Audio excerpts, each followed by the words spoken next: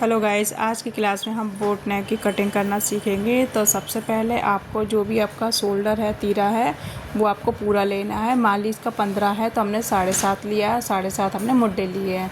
अब बोट नेक की जो चौड़ाई है वो 4.5 चौड़ाई है और लंबाई हमारी 4.5 ही है।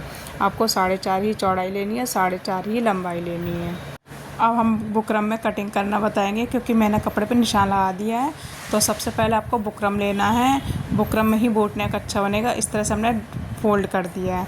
तो फ़ोल्ड में हम पहले इतना लेंगे जितना हमें ज़रूरत है। तो 5 साढ़े 5 इंच तक हमें बुकरम चाहिए, तो हमने उतना ही बुकरम लेना है। तो हमने उतना बुकरम ले लिया। अब हम गले की जो चौड़ाई वो 4.5 लेंगे। बोट नेक का जो स्टैंडर्ड साइज़ होता है ना, वो 4.5 ही होता है। तो हमने 4.5 ये चौड़ाई ले ली और 4.5 हम लंबाई लेंगे। इस तरह से हम लंबाई पे निशान लगाएंगे। इस तरह से हम बॉक्स रेडी कर लेंगे और यहाँ से लेकर यहाँ तक हम निशान लगाएंगे खड़ी शेप में। पूरा राउंड नहीं लगाना, हल्का खड़ा शेप में ही आपको राउंड लगाना है। उसके बाद 1-1 इंच हमने एक्स्ट्रा ले लिया है। अब हम इसकी सबसे पहले हम बाहर की कटिंग करेंगे। तो हम पहले पूरा बॉक्स रेडी ना, एक बार आप दोबारा से चेक कर लीजिए हमारा 4.5 आया है कि नहीं आया। तो हमने ये बॉक्स पूरा अलग से निकाल लेंगे। उसके बाद आपको क्या करना है, यहाँ से आपको कटिंग करनी है। इस तरह से पहले हम बाहर की शेप में हम कटिंग करेंगे। उसके बाद आपको अंदर की कटिंग करना है। बंद साइड से मैं कटिंग कर रही हूँ और ये मैं ऊपर आ गई और इधर से मैं पूरा खोलूँगी नहीं। यहाँ से मैं हल्का सा 1/2 इंच बंद से ही ले लूँगी, जिससे मेरा गला पूरा उतना फैलेगा नहीं, वहीं की वहीं अटैच हो जाएगा। अब इस कपड़े में क्या मैं अस्तर लगा रही हूँ, तो पहले मैं अस्तर की कटिंग कर ले रही हूँ।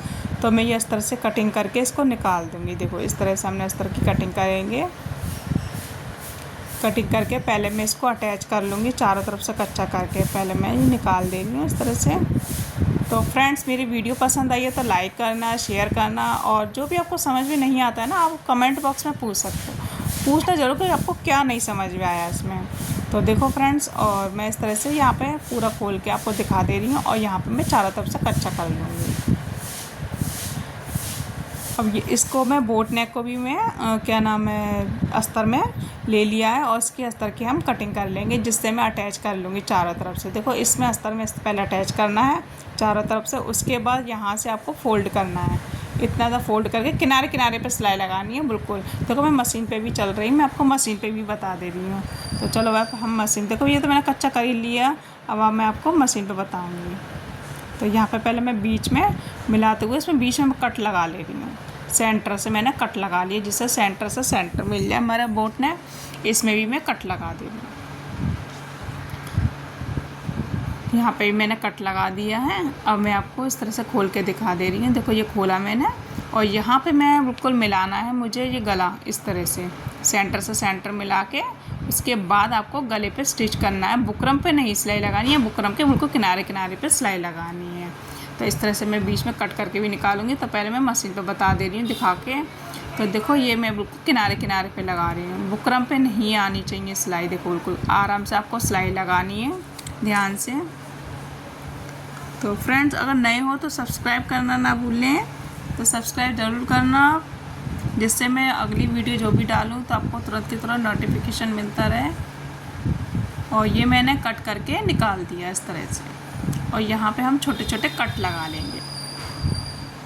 यहाँ पे हम छोटे हमेशा ध्यान रखना, जब भी गोल राउंड हो ना, चाहे गला हो, मुड्डे हो, कहीं का भी गोल राउंड हो, वहाँ पे आपको कट लगाना है। कट लगाने से हमारा राउंड अच्छे से फिनिशिंग के साथ हो जाता है। फोल्ड हमारा फिनिशिंग के साथ हो जाती है। अब मैं यहाँ पे पॉइंट की सिलाई लगा रही हूँ। यहाँ पे हम पॉइंट की सिलाई लगा देंगे।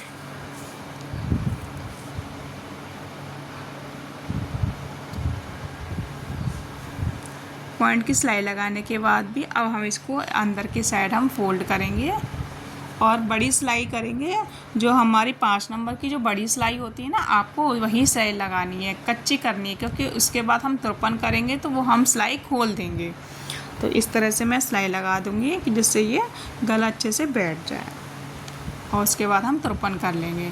अब मैं ऐसे ये तो मेरा एक रेडी हो गया। ऐसे ही दूसरा हमें पार्ट रेडी करना है गला, लेकिन उसमें हमें कच्चा नहीं करेंगे। एक पार्ट हमने सिर्फ पॉइंट की सिलाई ले, इसमें मैंने कच्चा करके अच्छे से जमा लिया। ये दूसरा जो मैंने रेडी करा है ना, इसको नहीं अब ये मैंने कच्चा करा है, इसको मैं बाद में कच्चा करूँगी। पहले मैं शोल्डर अटैच करूँगी। देखो इस तरह से हमने शोल्डर रखेंगे। देखो इस तरह से सीधे के ऊपर सीधा रख के अब ये वाला पट्टी है ना हमने बाहर निकाल दी। इससे क्या है कि हमारी मुड्ढे की किनारे है ना वो बंद हो जाएगी। देखो इस तरह से हमने सिलाई लगा ली है। पहले वो वाला जो एक हिस्सा है ना वो हम बाहर निकाल देंगे। इस तरह से हमने इस तरह से अब शोल्डर हमेशा सूट के इसी तरह से अटैच करना है। तो ये मैं दोनों साइड अटैच कर दे रही हूँ। ये मैंने दोनों साइड अटैच कर लिया इस तरह से।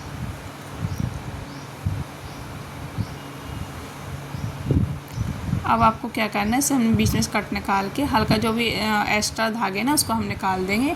अब देखो इस तरह से हमें फोल्ड करना है पहले सीधा करके और इसको इस तरह से दबा देना है यहाँ पे।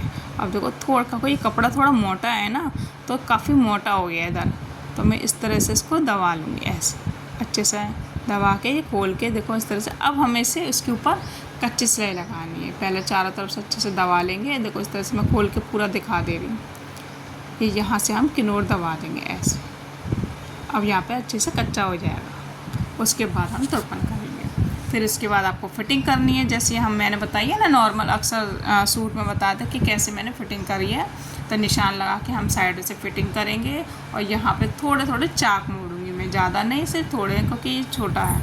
देखो फ्रेंड्स ये इसका फाइनल लुक है। इस तरह से इसका ये बोट नेक आया है। ये हमने बोट नेक सिखाया आज आपको।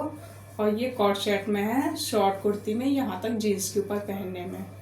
तो वीडियो पसंद आई है तो लाइक करना, शेयर करना और जो भी आपको नहीं समझ कमेंट बॉक्स में पूछ सकते हैं और नए हो तो सब्सक्राइब करना ना भूलें। Thank you, bye bye.